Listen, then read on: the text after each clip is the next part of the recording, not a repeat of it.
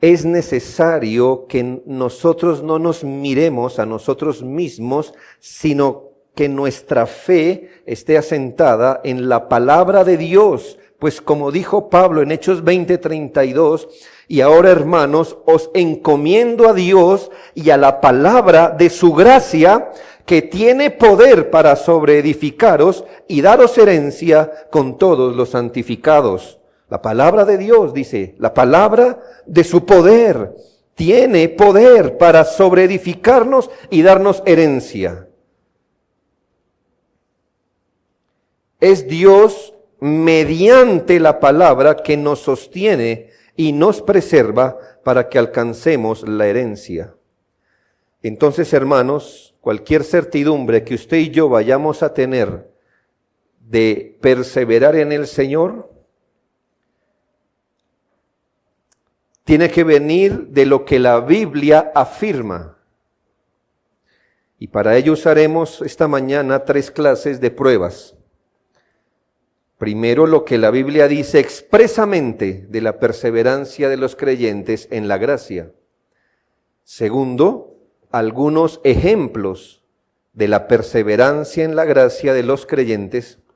Finalmente, veremos lo que el cuadro general del sistema de la salvación nos dice acerca de la perseverancia. Empecemos con lo primero, lo que la Biblia dice, expresa y directamente de la perseverancia de los santos.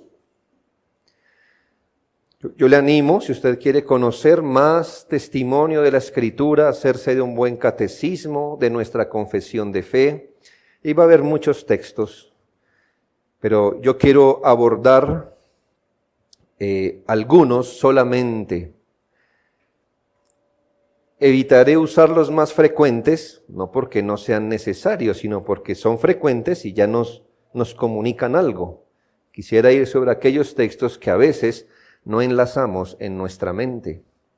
Escogí al azar, hermanos, algunos solamente, y miremos primero 3 textos del Antiguo Testamento que expresamente, directamente, básicamente no tenemos que interpretar nada sino leer y entender lo que está escrito. Mi preocupación, hermanos, es que gente dice, no lo veo claro en la Biblia. No se ve claro. Hermanos, a veces, la verdad le digo, no se ve tan clara la Trinidad como se ve la perseverancia de los creyentes. Aun si no se viera con claridad, no significa que no está ahí. Está. Pero lo que le quiero decir es que tenemos, digamos, más dificultad para armar otras doctrinas, para entenderlas, pero no esta, hermanos, no esta. El primer texto es Job 17:9, el que dice claramente, no obstante, proseguirá el justo su camino y el limpio de manos aumentará la fuerza. No obstante, proseguirá el justo su camino y el limpio de manos aumentará la fuerza. El texto dice que los justos, que no pueden ser otros que los que el Nuevo Testamento llama los justificados, los que por la justicia de Cristo imputada han hallado justicia, se mantendrán, o como dice su palabra original, proseguirán, se sostendrán o estarán fijos en este camino de justicia. No obstante, proseguirá el justo su camino. Lo que ciertamente, hermanos, es lo opuesto a retroceder, a desviarse o a apostatar de la fe. ¿Sí nota dónde se pierde el justo en Job 17:9? ¿Dónde se nos pierde un justo? ¿Dónde está el desvío del justo? Sino que dice, el justo proseguirá su camino. Los justos seguirán caminando en las sendas de verdad. Los justos perseverarán en ella pese a todas las contingencias que encuentren en este camino y aún, hermanos, en medio de sus propias debilidades, proseguirán el camino. Muchos siglos después fue Isaías quien dijo en 35:8, y habrá allí calzada y camino, y será llamado camino de santidad, no pasará inmundo sobre él, por él, sino que él mismo estará con ellos. El que anduviere en este camino, por torpe que sea, no se extraviará. Es otra forma de decir, hermanos, el justo proseguirá su camino. No importa si es un justo débil, si es un justo que está asaltado por muchos males, el justo proseguirá su camino. Por torpe que sea, aquí no dice por pecador, porque dice que en ese camino anda, es un camino de santidad. ¿Me hago entender? No anda por ahí el que quiere andar en su pecado, sino en camino de santidad. Pero hermanos, dice por torpe que sea. Y eso nos da esperanza a todos nosotros que no somos sabios, ni nos creemos muy sabios. No nos extraviaremos, hermano. Los creyentes corremos esta carrera no porque nos sobreestimemos. De hecho, corremos esta carrera puestos los ojos en Jesús, lo que significa con fe en Jesucristo, y no cesaremos, esa es la promesa, esa es la palabra, que no cesaremos nunca de depender de Él, y está asegurado que llegaremos al final. La segunda parte de Job 17:9 dice, y el limpio de manos, que es el mismo justo, es un paralelo, el justo proseguirá su camino, y el limpio de manos, que es el mismo justo, lo que pasa es que está desde el efecto. Justo es su condición, pero ¿cuál es el efecto de alguien que es justificado? Pues que anda en santidad o en limpieza de manos. Y el limpio de manos aumentará su fuerza. Y yo le pregunto si se requiere fortaleza para perseverar en el camino del Señor. Por supuesto que sí. Si no hay vigor, sino palidez, si hay debilidad que paraliza, entonces el creyente desmayaría y será consumido de cualquier tentación, prueba, oposición o corrupción. Pero ¿qué dice el texto? Que el limpio de manos aumentará su fuerza. Al revés, hermanos, de lo que probablemente nos pasará en el hombre exterior. Con los años, hermanos, y entre más andemos, la fuerza se acaba. Pero no obstante, el limpio de manos aumentará su fuerza. ¿Qué fuerza será? La fuerza, hermanos, de perseverar en el Señor. Otra vez Isaías 40:29 dice, Él da esfuerzo al cansado y multiplica las fuerzas al que no tiene ningunas. Hermano, este texto no está para que usted lo tome y lo abrace después de un día de trabajo agotador. Este texto, hermanos, nos está diciendo que en el camino de la santidad, donde es fatigoso andar,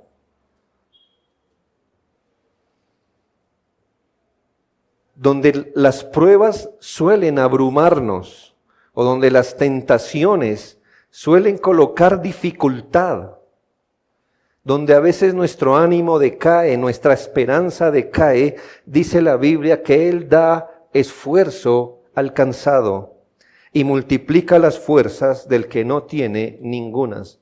Usted, hermano, que alguna vez ha dicho, pastor, hermano, estoy cansado de estas cosas. Perfecto, todavía usted cabe dentro de la esperanza de la Biblia. Usted no es un caso especial. Usted no está por fuera de lo que Dios ha dicho que usted encontraría, lo que pasaría, pero siga diciendo, siga adelante, no se quede en la mitad del texto. Que estoy cansado, que no tengo fuerzas. Sí, muy bien, pero ¿qué dice el texto? No lea la Biblia con un solo ojo.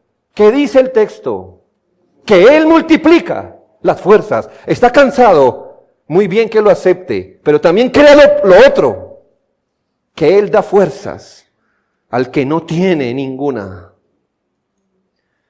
Y por eso no importa, hermanos, cualquier cosa que pasemos, no por nosotros, no somos más que debilidad. Pero ¿por qué el otro día, después de una tragedia, usted se levanta como creyente? Porque Él multiplica las fuerzas del que no tiene ninguna. Y aun si pecó, y está abrumado, y está triste, y está congojado, y está con la conciencia turbia, y pide perdón, ¿por qué todavía hoy sigue sirviendo al Señor? Porque Él da fuerza al cansado. Nuestro primer texto nos muestra que la perseverancia en la fe es una realidad para el justificado. Segundo texto a considerar que prueba la perseverancia final de los santos está en el Salmo 94, 14 y 15. El Salmo 94, 14 y 15. Porque no abandonará Jehová a su pueblo, ni desamparará a su heredad, sino que el juicio será vuelto a la justicia, y en pos de ella irán todos los rectos de corazón. La primera parte del texto, hermanos, de forma obvia. Mire que no toca interpretar demasiado, no es tan confuso. Dice la primera parte que el Señor jamás abandonará a su pueblo. Jamás. Jamás lo desechará, jamás lo dejará. Él no abandonará o desechará o desamparará a alguien que considere suyo. Este pueblo que ha sido amado en Cristo desde antes de todos los siglos será objeto de su especial cuidado. Todo el mundo puede desechar a un hijo de Dios. Está contemplado, ¿no?, que un justo puede ser desamparado por su padre y su madre. ¿Recuerda el texto? Aunque mi padre y mi madre. Nos pueden dejar hermanos, hijos, la sociedad nos puede hacer a un lado, el mundo mismo, pero hermanos, Jehová no abandonará a su pueblo, ni desamparará a su heredad. Quédese con eso. En Isaías 42:16 se hacía esta hermosa promesa. Y guiaré a los ciegos por camino que no sabían. Les haré andar por sendas que no habían conocido. Ahí está hablando de usted y yo, que venimos de ser ciegos. Les haré andar por sendas que no habían conocido. Delante de ellos cambiaré las tinieblas en luz y lo escabroso en llanura. Estas cosas les haré y no los desampararé. Si nota, hermanos, en el texto tanto de Salmo 94 como en Isaías 42, la capacidad de preservación no está en los objetos.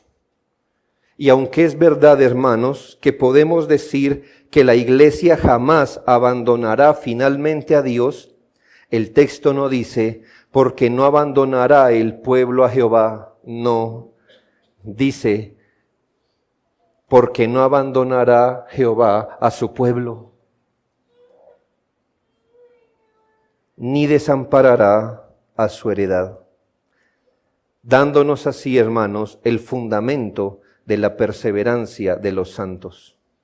El tercer texto es uno bien conocido, pero que no solemos relacionar con la perseverancia de los santos, y es el Salmo 125, 1 y 2, que muchas veces hemos cantado. Los que confían en Jehová son como el monte de Sión, que no se mueve, sino que permanece para siempre. El monte de Sión no se mueve, sino que permanece para siempre. Como Jerusalén tiene montes alrededor de ella, así Jehová está alrededor de su pueblo desde ahora y para siempre. Dos analogías. La primera, la del monte de Sión. Hermanos, ¿ha visto que los montes no se mueven? Siempre están allí. Monserrate, hermanos, siempre ha estado allí. Cualquier cosa se mueve, puede mover una avenida, un edificio, lo que quiera. Pero Monserrate siempre va a estar donde está. Y así ha estado desde antes y así estará. Y para el pueblo de Israel era muy frecuente ver esa cadena montañosa entre toda esa cadena un monte especial al que le llamaban Sión. Y dice que los que confían en el Señor son como el monte de Sión que no se mueve. Hermanos, los creyentes, los que confían en el Señor no se mueven de allí. ¿Sí lo leí? Los que confían en Jehová no se mueven, sino que permanecen para siempre. Los creyentes no se mueven de su fe. Los creyentes que son como el monte de Sión no se mueven porque están fundamentados, hermano, en el Señor. Una montaña no se mueve, hermanos, porque está fundamentada en la pura tierra, en la tierra. Y los creyentes, hermanos, no nos movemos porque estamos fundamentados en Jesucristo, no por nosotros. Ese montón de tierra puesto sobre otra cosa se movería, pero no se mueve, sino que éste permanece para siempre. Y la segunda analogía dice, como Jerusalén, ahora nos habla de Jerusalén, la cual está rodeada de montes. Dice así, como esos montes que rodean Jerusalén, así el Señor está alrededor de su pueblo, lo que para una población antigua suponía una de las mayores fortalezas naturales de seguridad, los montes, estar protegidos por los montes. Y que dice que el Señor está así, como un monte, ahora es Él el que no se mueve, está alrededor de su pueblo y nos dice hasta cuándo, hermanos, desde ahora y para siempre, y para siempre. Así que primero, ¿quién nos removerá de Cristo si nosotros como el monte de Sión estamos fundamentados de Cristo? Nada. ¿Y quién podrá finalmente destruirnos si Jehová es como las montañas, como la cadena montañosa que rodea Jerusalén? Nadie. Estamos fundamentados y estamos seguros. El Señor nos ha rodeado, hermanos, con su amor electivo, con sus favores y misericordias, con sus alas, y vela sobre ellos día y noche. ¿Por qué entonces nosotros perseveraremos seguros? Hermanos, porque he aquí, no se adormecerá ni dormirá al que guarda Israel. Yo no sé usted cómo leía ese texto antes. Y aún podía pensar que usted podía perderse como un creyente. Pero está obvio en la Biblia que los verdaderos creyentes no se pierden. Y no se pierden por ellos mismos, como un hijo pequeño, hermano. Un hijo pequeño no se pierde por él mismo. No se pierde porque su Padre está velando sobre él. Y nosotros, hermanos, no nos perderemos a fuerza de nuestra capacidad, sino porque el Señor está sobre él. Y quiero hablarle a la persona que no está en Cristo. ¿Sabe? Usted en la Biblia es comparado no como el monte de Sión que no se mueve. La Biblia habla de usted como que usted es una paja que el viento lleva para acá y para allá. Usted no puede vivir con ninguna seguridad. ¿Sabe por qué? Porque no la tiene. Su única seguridad es que morirá. Usted no tiene más seguridad en esta vida. Usted es lo que usted pueda hacer, y ya ha visto lo que usted puede hacer: pecar, dañar su vida, arruinar su existencia y la de sus hijos. Esa es su vida, andando en este mundo sin Dios, o con el Dios que a usted le conviene, pero no el de la Biblia, usted no tiene ninguna seguridad más que morir. Usted tiene incertidumbre, usted sacude la cabeza porque usted no quiere pensar en su fin eterno, porque usted ni siquiera sabe a dónde va y usted ha preferido redefinir lo que la Biblia dice con un concepto con el que usted pueda dormir tranquilo. No creo que es lo que la Biblia dice. Yo creo que después de la muerte uno se acaba, o después uno vuelve a este mundo y reencarna, o finalmente yo puedo pagar para que oren por mí, y bla, bla, bla. Usted ya sabe cómo lidiar con eso, pero le pregunto, ¿y todavía por qué sacude la cabeza y por qué teme morir? Porque usted es una pajilla que el viento de las circunstancias lleva para acá y para allá. Se ríe cuando el mundo le dice y llora cuando el mundo le dice. Usted es feliz cuando tiene plata y triste cuando no. Y cuando las cosas le van bien, es seguro, y cuando no, se deprime y hasta busca hacerse daño. ¿Sí o no? Y ahí están sus vicios que se lo restregan en la cara para decir cuán seguro es usted en la vida. Porque usted prefiere huir de la realidad a través de los vicios y las inmoralidades. Usted no tiene seguridad porque no tiene a Cristo, nuestro Señor. Usted está desprovisto, desamparado. ¡Ay de usted, pobre de usted! Porque usted, la verdad, cuando se mira, usted no tiene nada en esta vida. Usted está pasando aquí como un muerto viviente. La única felicidad que usted sabrá que existe la tendrá que derivar de aquí, porque un segundo después que muera, lo suyo es el infierno. Esa es su seguridad. ¿Quiere vivir así? Usted tiene que reconciliarse con Dios a través de Cristo.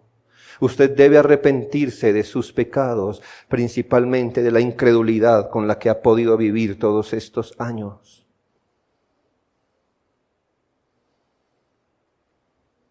Arrepiéntase de su pecado. No muera sin Cristo.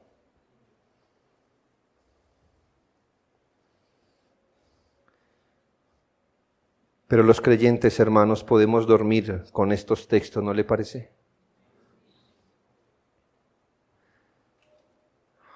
Señor, cuán débil soy. Tú lo sabes y yo lo sé. No me cabe la menor duda. Pero si no me perderé, es porque tú guardarás en completa paz al que persevera pensando en ti. Porque el que habita al abrigo del Altísimo morará bajo la sombra del Omnipotente. Y diré yo a Jehová, esperanza mía, castillo mío, mi Dios, en quien confiaré. Él me librará de la mano del cazador, de la muerte destructora. Con sus plumas me cubrirá y debajo de sus alas, ¿qué? Eso es la perseverancia de los santos.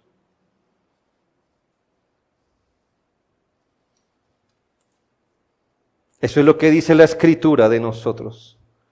Confiamos, y es que confiamos en un Dios que no nos dejará perder. No por nosotros, hermano. Dos textos del Nuevo Testamento, Juan 10:28. Le estoy hablando de mi primer argumento, lo que la Biblia dice directa y expresamente de la perseverancia de los santos. Y yo les doy vida eterna y no perecerán jamás, ni nadie las arrebatará de mi mano. Yo le pregunto, ¿teología nueva? No es teología nueva. Lo único nuevo aquí es que el Señor está diciendo, ¿se acuerdan del Omnipotente? ¿De las alas del Omnipotente? ¿Del que los rodea? ¿Sí? Bueno, soy yo, está diciendo Jesús. El único nuevo que hay aquí en este texto. Él se identifica con el Omnipotente, con el Señor, con Jehová, y dice, bien, ustedes no perecerán. ¿Por qué? Porque yo les doy vida eterna. Yo los guardo. Las ovejas de Cristo somos receptores de enormes dones como la vida eterna. ¿Sí lo nota? Y yo les doy vida eterna, vida espiritual, novedad de vida. Y dice el texto, y no perecerán jamás, segundo don, al menos en este texto. No perecerán jamás, lo que significa la exclusión de la muerte eterna. Y lo tercero dice, y nadie las arrebatará de mi mano, esto es su preservación. Así que ellos han recibido vida, vida eterna, novedad de vida que durará para siempre, pero también significa que no morirán la segunda muerte. Todos moriremos la muerte primera, pero no todos morirán la segunda muerte. La muerte primera, la obvia, hermanos, la de nuestro físico. Pero no todos morirán la segunda muerte. La segunda muerte es la condenación. ¿Por qué? Porque Él dice, y no perecerán jamás. Esto no está hablando de muerte física, no, de muerte espiritual. Cuando se dice que nada los arrebatará de su mano, es algo diciente, porque en la palabra nada los arrebatará de su mano, como que está implícito el intento de arrebatarnos de la mano de Él. ¿Me hago entender?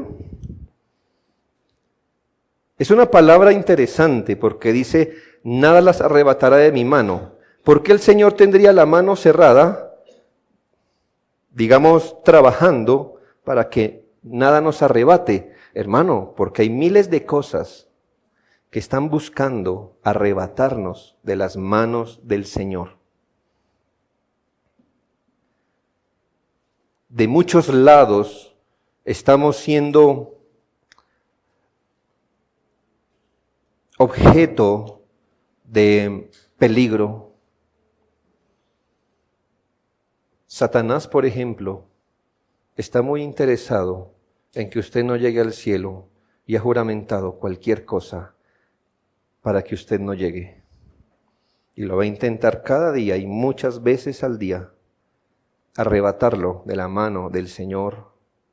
El mundo, esa estructura maligna, no está jugando a ser mundo, hermanos. Por el amor al mundo, muchos se han perdido. Amor a sus propios pecados, nuestro propio pecado.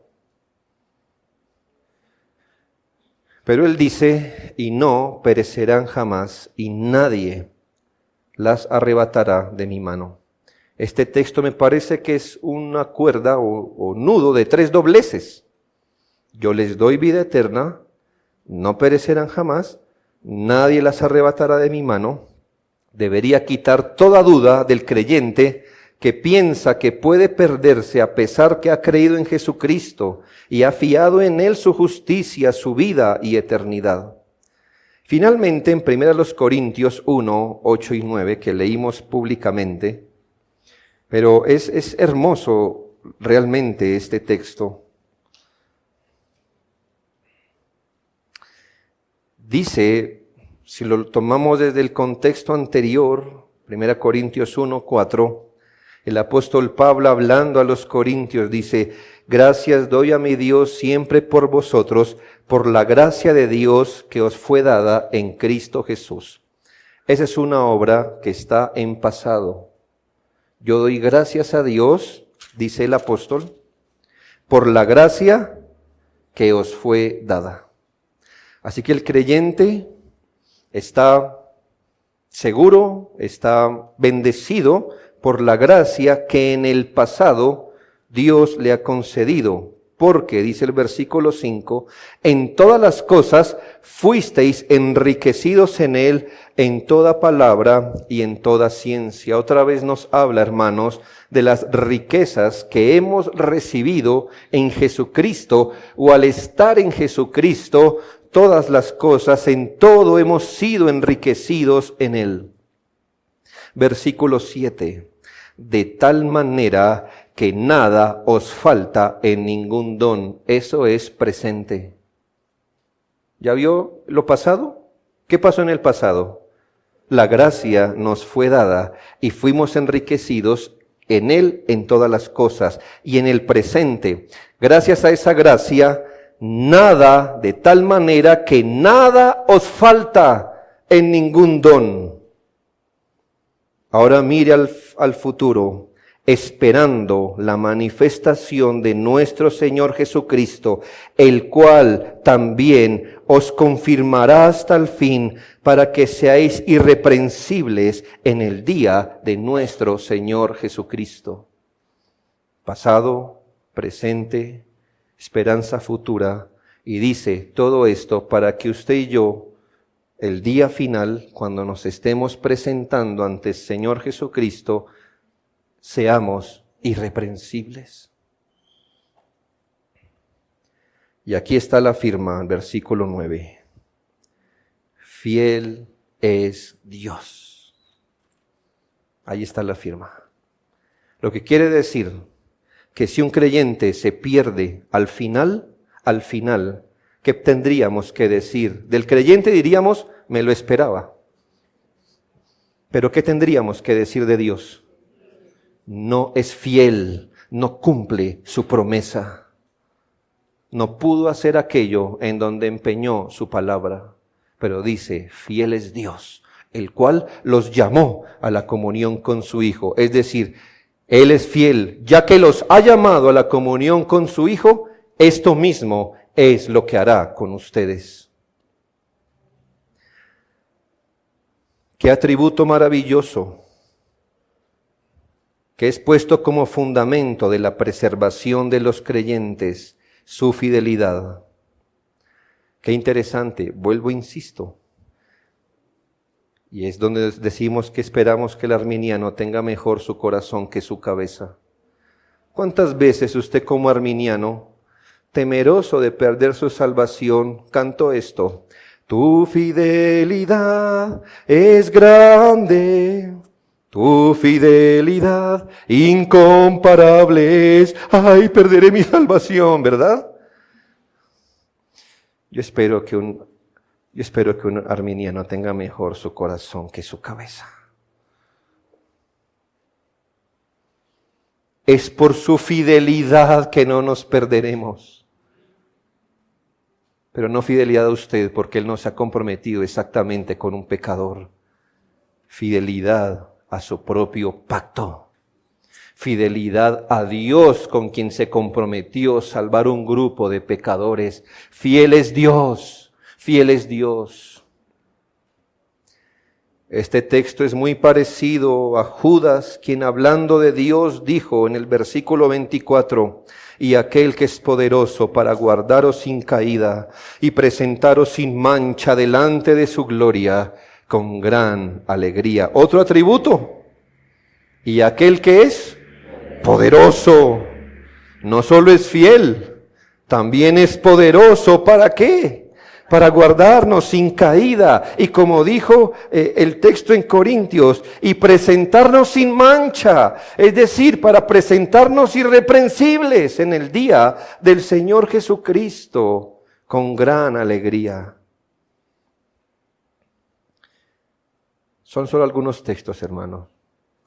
Hay muchos más, y si usted duda, aunque no dude, va a dudar. Entonces léalos, hermanos. Una de las cosas que hace Satanás para arrebatarnos de la mano del Señor es sembrar dudas. No crea que usted es impermeable. Ni siquiera crea que ha vivido lo peor en su vida de fe. Así que prepárese con harto de la palabra de Dios, porque Satanás no lo va a dejar a usted hasta que usted muera. Pero Dios tampoco lo va a dejar a usted. Es más, no solo hasta que usted muera, porque dice la Escritura, porque nos pastoreará más allá de la muerte. Así que hágase a estas cosas, hermanos. Segundo, los ejemplos que la Biblia muestra. Ahora, hermanos, eso cómo se ve en la realidad, como que cuando usted lo ve en enunciados, en proposiciones y declaraciones, pues gloria a Dios, hermano, así es que creemos nosotros. Si la Biblia da un enunciado, si Dios da un enunciado y lo puso en la Biblia para que lo creamos, pues lo vemos, lo leemos, lo entendemos y lo creemos. Lo creemos.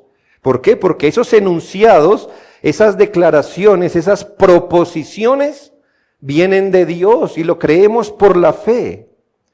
Así que esas declaraciones que acabamos de leer nos da lo suficiente para asegurar nuestra fe, nuestra certeza en la perseverancia de los santos. Y sin embargo, hermanos, como la Biblia nos conoce, también, hermanos, nos muestra eso cómo se ve en las personas. Cómo se ve en ejemplos vivos. Esos enunciados de que Dios guardará, preservará, que no se desviarán, eso cómo se ve en la vida de los elegidos. Le daré 4 ejemplos para nuestro ánimo y confirmación de la verdad. Hablemos de Jacob. Yo creo que Jacob fue un creyente y murió como creyente. Es un ejemplo de la perseverancia de los santos. Sin embargo, hermanos, la vida de Jacob es uno de esos ejemplos que nos dice a usted y a mí, aunque es creyente, no viva así, porque puede hacer su vida de creyente tan amarga hasta el fin.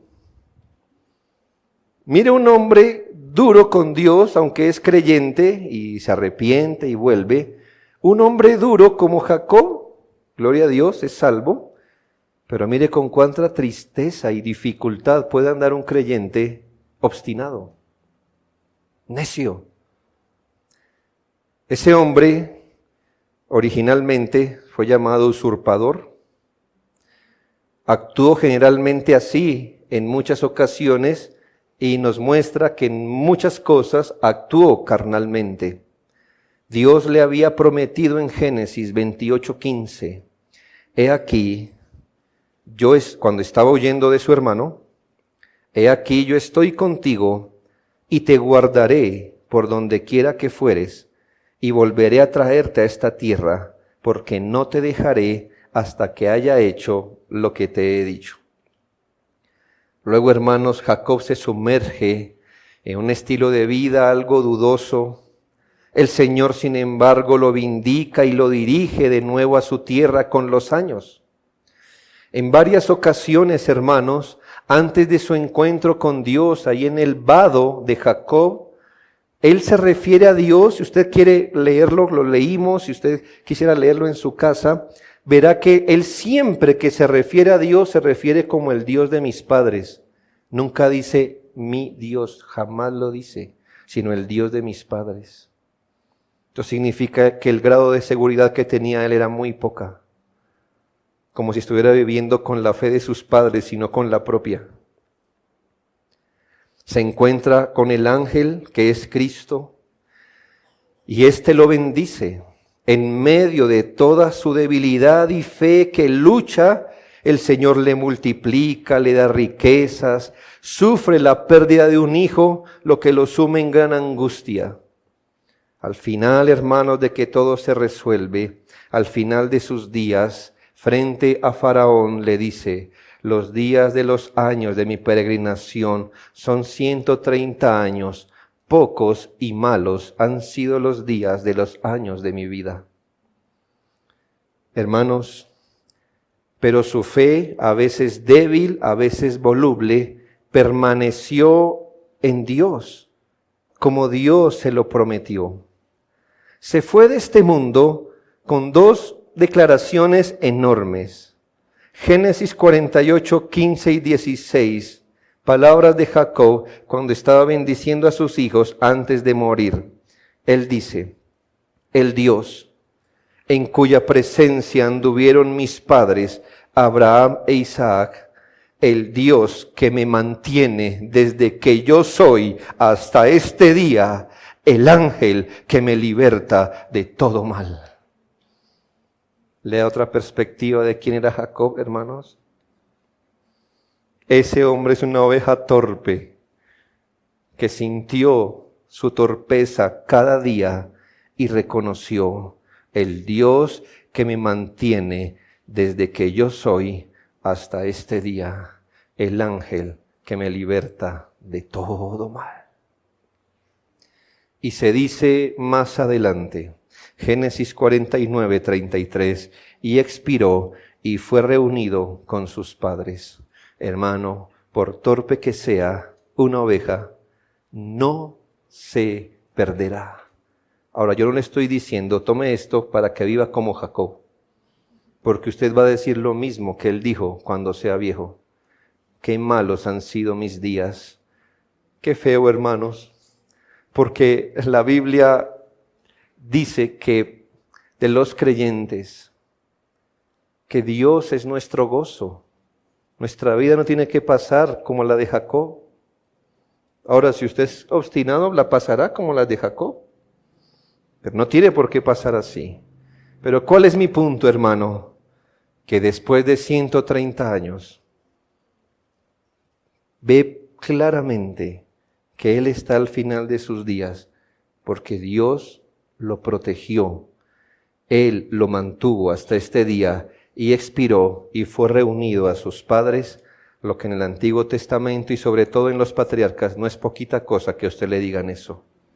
Es decir, fue al mismo lugar que Abraham, fue el mismo lugar que Isaac. Así se ve la perseverancia de los santos en una vida de verdad. Hablemos ahora de Salomón, hijo de David. Su nombre primario era Jedidías. Ya nos está diciendo quién era Salomón. Jedidías, amado de Jehová. Un hombre que se levantó temeroso de Dios, con mucha sabiduría, pero que también en un momento de su vida tuvo un desvío penoso que manchó su testimonio para siempre. Sin embargo, note lo que el Señor le prometió a Salomón en comparación con el trato que le dio a Saúl. Yo sé que entre Saúl y Salomón está David. Y esto que vamos a leer, Dios se lo reveló a David. Pero note lo que el Señor le revela a David con referencia a cómo va a tratar a Saúl y el contraste de cómo iba a tratar a Saúl. En 2 de Samuel 7, 14 y 15. Esta es la promesa que Dios le hace a David con respecto a Salomón. Yo le seré a él padre, y él me será a mí hijo. Y si él hiciere mal, yo le castigaré con vara de hombres y con azotes de hijos de hombres.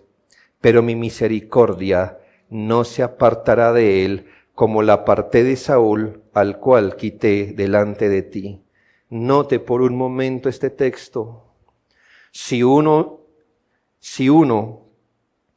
hacía mal, él le apartaría su misericordia. Pero si Salomón hiciera mal, Dios lo castigaría, pero nunca quitaría su misericordia. ¿Sí comprende el texto?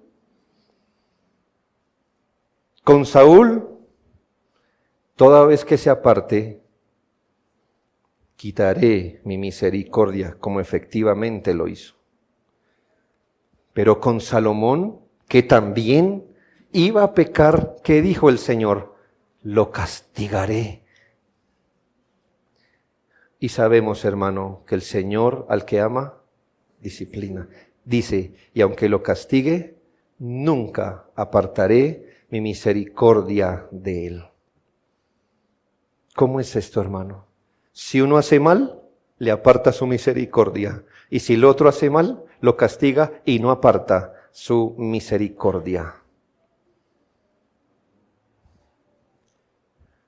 Pese a su desvío miserable y vil, al final de sus días, Salomón dice, el fin de todo discurso oído es este: teme a Dios y guarda sus mandamientos, porque esto es el todo del hombre. ¿Y cómo murió Saúl? Echado sobre su espada. ¿Por qué, hermanos? Pese a que ambos pecaron horriblemente contra Dios, ¿por qué uno terminó sus días echado sobre su espada y el otro terminó diciendo, teme a Dios y guarda sus mandamientos, porque este es el todo del hombre? Hermanos, a uno Dios lo guardó, era suyo, y por torpe que sea, no se perderá. Luego se afirma en Primera de Reyes 11:43. Y durmió Salomón con sus padres y fue sepultado en la ciudad de David su padre. ¿Dónde está Salomón? ¿Dónde está Jacob? Y usted dirá, no, es que esa gente era, mire qué capacidad, mire qué disciplina, mire qué resistencia. No, hermanos, ante estos dos ejemplos los cristianos nos tapamos los ojos como que diremos, no, búsqueme otro ejemplo, otro modelo. Deme un Daniel, deme un José, pero nunca me dé un Jacob, ni me dé un Salomón. Pero el Señor los preservó. Así se ve la perseverancia de los santos. El caso de Pedro es un ejemplo de la perseverancia de los santos.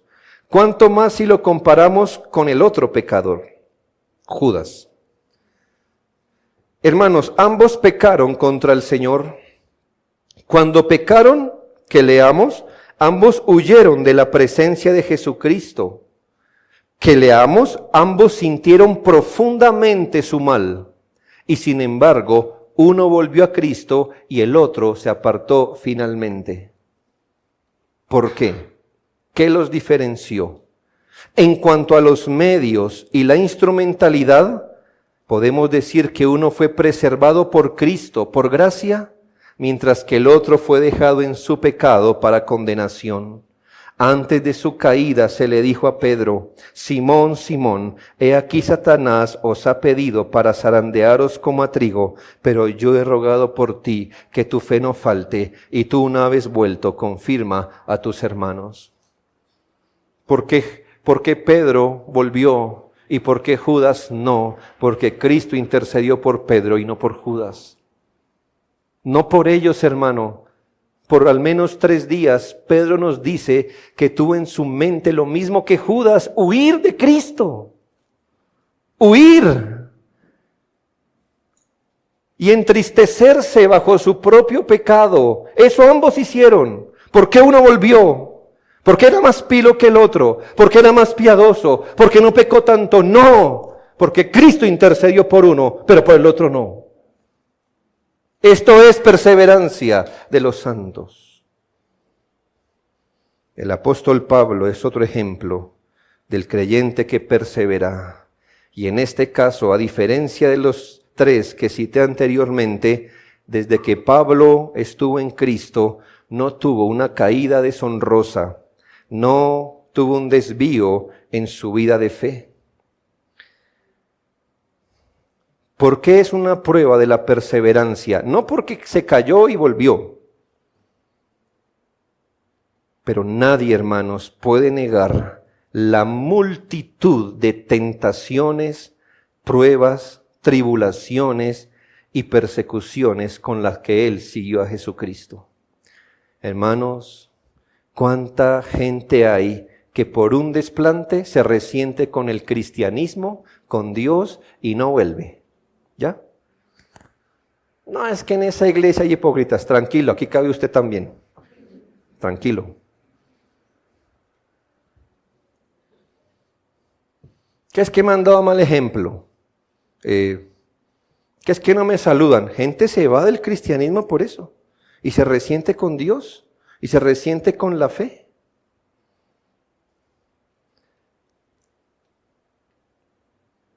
Pablo, hermano, fue apedreado una vez que quedó inconsciente y parecía muerto. Fue apaleado, si no estoy mal, 3 veces, con 40 azotes menos 1. Por soldados romanos, ¿no? Que no eran tiernos. Muchas tribulaciones, apuñalado por Satanás con un aguijón. Y cuando pide, Señor, quítamelo, ¿qué dice el Señor? No, Satanás, sígalo apuñalando. Vivir así, hermanos. Él mismo dice, con una enfermedad del cuerpo, os prediqué el Evangelio, lo dice en Gálatas. Calumniado, puesto en hambre, sed, naufragios, mordeduras, calabozo frío. Se enfrentó a los hombres, al diablo, a gobiernos, a líderes religiosos Y todo esto mientras lidiaba con la furia de su propio pecado. Porque el que escribió en Romanos 7:24 no fue un adolescente que se acabó de convertir, sino un apóstol de Jesucristo que dijo: miserable de mí, ¿quién me librará de este cuerpo de muerte? El mismo que una vez dijo: miserable de mí, fue el mismo que dijo: por lo cual estoy seguro que ni la muerte, ni la vida, ni ángeles, ni principados, ni potestades, ni lo presente, ni lo porvenir, ni lo alto, ni lo profundo, ni ninguna otra cosa creada nos podrá separar del amor de Dios que es en Cristo Jesús, Señor nuestro. Este hombre, en la última carta que se conozca que escribió, murió con esta esperanza: porque yo ya estoy para ser sacrificado y el tiempo de mi partida está cercano. He peleado la buena batalla, he acabado la carrera, he guardado la fe. Por lo demás, me está guardada la corona de justicia, la cual me dará el Señor juez justo en aquel día. Así se ve la perseverancia de los santos. Así se ve, así se vive. Por último, hermanos, y final, solo quiero que piensen en el cuadro general de la salvación. Es mi argumento menor, no tengo mucho que decir allí. Hermanos, cuando queremos ver la belleza de una pintura, yo sé, hermanos, si usted es uno de los que le gusta el arte de verdad, no Picasso y cosas así como, ya ve. Si a usted le gusta Picasso, usted tiene un problema, ¿sabe? De verdad se lo digo, usted está loco. Loco. Un hombre inmoral, dejado de Dios, vicioso. ¿Qué quería que pusiera en un cuadro? ¿Arte?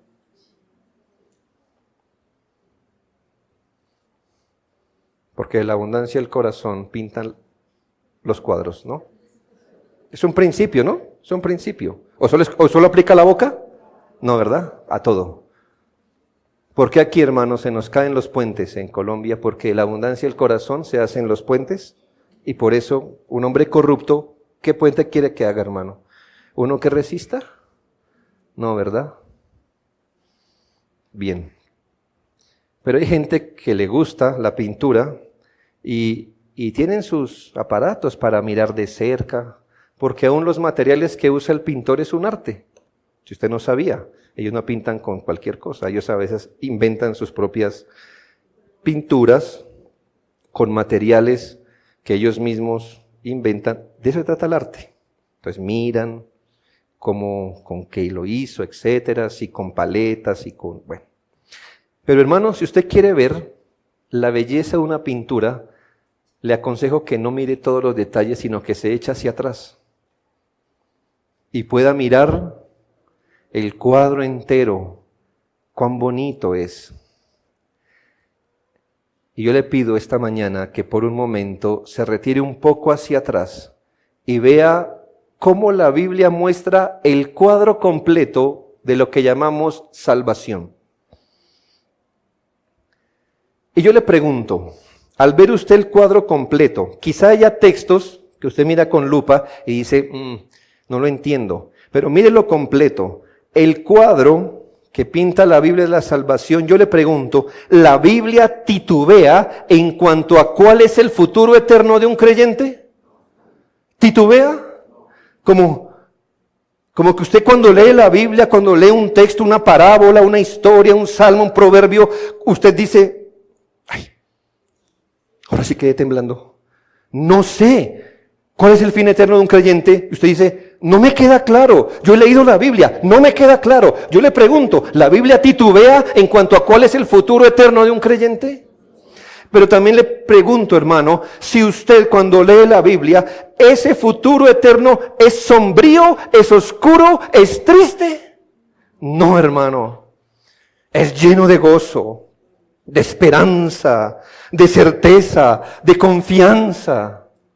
Cuando usted mira el cuadro completo, puede que cuando usted lo mire con lupa vea algunos nubarrones, pero cuando usted se retira, usted ve un cuadro hermoso. Usted ve el cielo, cada historia, el lenguaje, la poesía, la profecía, las sombras, los símbolos. Todo, hermano, comunica seguridad, certeza y confianza. Observe, por favor, esta linda promesa de Ezequiel 36, 25 al 27. Esparciré, eso era una promesa, esparciré muchos años, siglos antes de Cristo, esparciré sobre vosotros agua limpia, esa agua que limpia las inmundicias, que no es agua física de obvio, y seréis limpiado de todas vuestras inmundicias, y os limpiaré de todos vuestros ídolos, y os daré un corazón nuevo, y pondré espíritu nuevo dentro de vosotros, y quitaré de vuestra carne el corazón de piedra, y os daré un corazón de carne. Pondré dentro de vosotros mi espíritu, y haré que andéis en mis estatutos, y guardéis mis preceptos, y los pongáis por obra. ¿Por qué está guardando usted el día del Señor hoy? Porque Él haría eso con usted. ¿Y por qué otro no está aquí? Porque no lo haría con Él.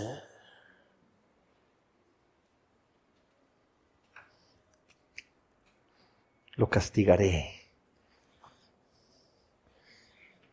Y al otro, la oveja torpe, que es usted y yo, otra vez, haré que andéis en mis estatutos. Haré que andéis en mis preceptos. Ah, pastor, pero yo peco. Sí, pero el hecho que usted se arrepienta significa que su corazón todavía siente.